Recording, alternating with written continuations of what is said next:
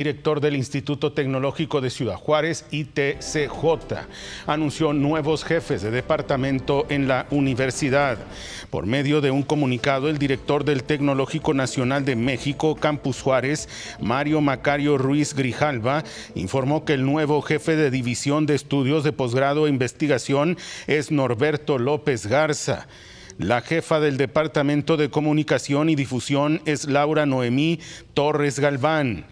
Como la titular del Departamento de Recursos Materiales y de Servicios, quedó a cargo Pedro Valentín Gutiérrez. Y la jefatura del Departamento de Metal Mecánica corresponde a Miguel Ángel Hernández Rivera. Las asignaciones se hicieron efectivas desde este 4 de marzo. El TEC de Juárez, Las Liebres, muy conocida y respetada la institución por su nivel académico.